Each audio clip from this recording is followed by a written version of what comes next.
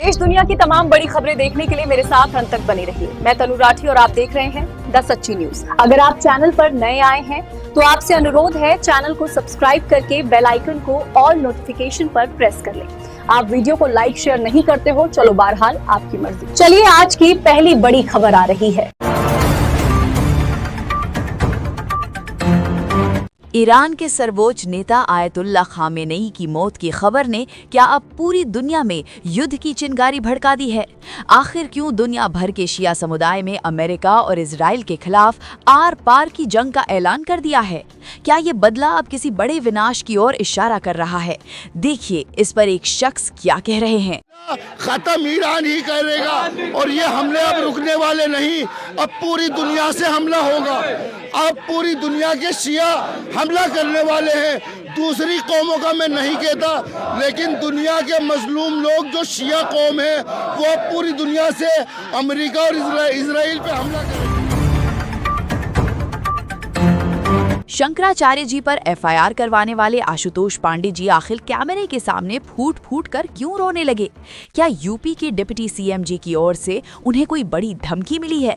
आखिर क्यों आशुतोष जी खुद को अब असुरक्षित महसूस कर रहे हैं और उन्होंने न्याय व्यवस्था पर ही सवाल उठा दिए हैं?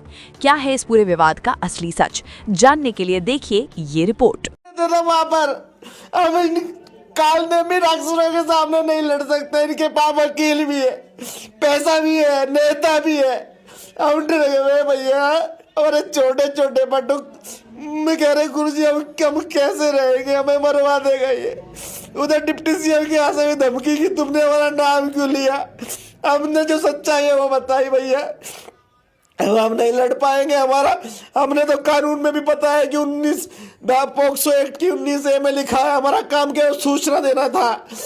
अब हमारा पुलिस देखे और माननीय न्यायालय देखे, कहीं न्याय नहीं है। मुझे दिख गया इतने बड़े मामले में स्टे मिलना, एक पक्ष से स्टे, दादागिरी हो रही है। आप देखिए, आप वकील सुप्रीम कोर्ट के 2-2 हजार, हम कैसे जाएंगे उनके बीच में। क्या इजराइल ने प्रधानमंत्री नरेंद्र मोदी जी के दौरे का गलत फायदा उठाया? असदुद्दीन ओवैसी जी ने लगाया है एक बड़ा और गंभीर आरोप। आखिर उन्होंने ऐसा क्यों कहा कि इजराइल ने भारत को ढाल बनाकर हमला किया? क्या था वो बड़ा सच जिसे छिपाया गया? चलिए उन्हीं से सुनते हैं। इजराइल ने नरेंद्र मोदी के इस विजिट को इस्तेमाल किया हमला करने के लिए और दुनिया को बताने के लिए कि भारत उनके साथ खड़ा हुआ है, बल्कि ये बेट्रेल है। हम पूछना चाह रहे हैं बीजेपी और देश के प्रधानमंत्री। तेजस्वी यादव जी केजरीवाल जी के साथ हुए अन्याय पर तेजस्वी जी ने सीधे चुनाव की मांग कर दी है। क्या दिल्ली में फिर से वोटिंग होगी? क्या है इसके पीछे का असली खेल? क्या केजरीवाल जी की भरपाई के लिए अब यही एक रास्ता बचा है? तेजस्वी यादव जी मीडिया के माध्यम से क्या कह रहे हैं, सुनिएगा। बीजेपी का चाल और चरित्र जो है सामने आ गया है, उजागर हो गया है, और जो हरजाना जो केजरीवाल जी को भुगतना पड़ा, चुनाव हारना पड़ा, तो अब इसका खामियाजा जो है इसकी भरपाई कौन करेगा? तो हम तो चाहेंगे कि भाई, मांग करेंगे कि भाई दिल्ली में जो है दोबारा जो है चुनाव कराया जाए, ताकि अपने जनता जो है सही मुद्दे पर जो है चुनाव करे। इजराइल के हमले के बाद अभिषेक ठाकुर जी ने एक ऐसा सवाल उठा दिया है जिसने सबको हैरान कर दिया। अगर खामेनेई जी जन्नत चले गए हैं तो फिर सड़कों पर उतरकर रोना कैसा? सुनिए अभिषेक ठाकुर जी का वो तीखा बयान जिसने इस पूरे मामले को एक नया ही मोड़ दे दिया है। देखें। अभी रमजान चल रहा है, इस महीने को कहते हैं बहुत पाक महीना है। इस पाक महीने में अगर खामनेई 72 हूरों के पास चला गया तो कितनी अच्छी बात है। डायरेक्ट अल्लाह से मेल हो गया, नो जेल नो बेल, सीधा अल्लाह से मेल। बहुत बढ़िया हमारा इजराइल ने खत्म। अब वो 72 हूरों के पास चल गया तो इसमें रोने होने की क्या बात है? सेलिब्रेशन करना चाहिए मुसलमानों को। मतलब आपको इस बात का जन्नत गया कि नहीं गया? वो अगर वो जन्नत गया तो फिर रोना नहीं चाहिए। जन्नत अगर सड़क पे उतर के रो रहे हैं तो मतलब वो जन्नत नहीं गया, कोई फिरकी ले रहा है। सही बात है। यूपी के त्योहारों में अब खुशियों का तड़का लगेगा बिल्कुल मुफ्त। योगी आदित्यनाथ जी ने होली के मौके पर जनता को ऐसा क्या तोहफा देने का ऐलान किया है जिससे अब हर घर की रसोई में रौनक पड़ जाएगी? क्या आप जानते हैं इस बड़ी घोषणा के बारे में? सुनिए। हमारी सरकार ने तय किया कि दीपावली और होली के पहले हर परिवार में हम फ्री में एक एक सिलेंडर, भरा हुआ सिलेंडर उपलब्ध करवाएंगे। और ये समारोह आज प्रदेश भर में इस प्रकार के आयोजन हो रहे हैं, जिससे दीपावली की, होली के पहले पहले हर एक व्यक्ति अपने घर में सम्मानजनक ढंग से ऊर्जा की इस आवश्यकता की पूर्ति करने के साथ साथ उत्साह और उमंग को और कई गुना बढ़ाने में वह सहयोगी हो। क्या अमेरिका और इजराइल की दादागिरी अब भारत के सामने नहीं चलेगी? क्या चंद्रशेखर आजाद जी ने सीधे डोनाल्ड ट्रंप को खुली चुनौती दे दी है? ईरान और फिलिस्तीन का जिक्र करते हुए आजाद जी ने ऐसा क्या कह दिया जिससे पूरी दुनिया में हलचल मच गई है? आखिर क्यों उन्होंने कहा कि भारत की मिट्टी की तरफ आंख उठाने वालों की ईंट से ईंट मिजा दी जाएगी?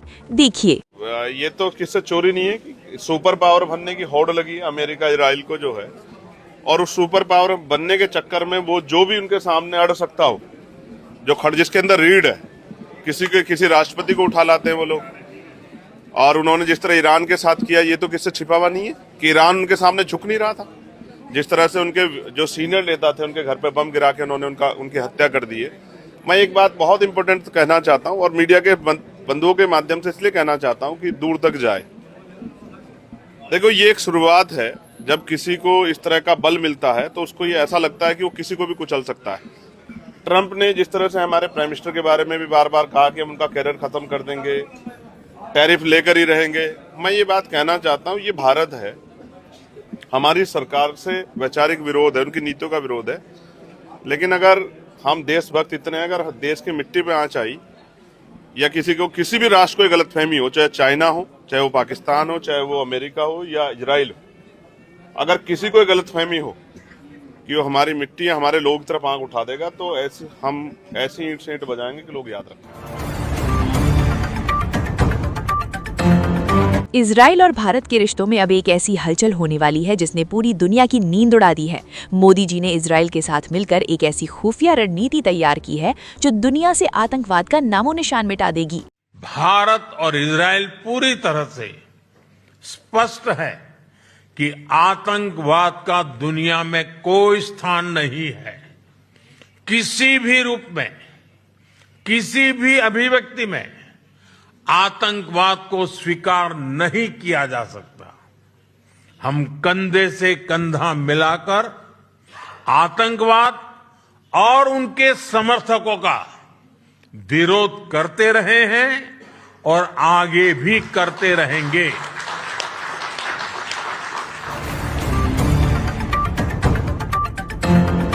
मैं हूं तनु राठी और आप देख रहे हैं द सच्ची न्यूज। ये थी आज की सबसे बड़ी खबरें। मेरे साथ वीडियो के अंत तक बने रहने, अपना प्यार और आशीर्वाद देने के लिए आपका बहुत बहुत धन्यवाद।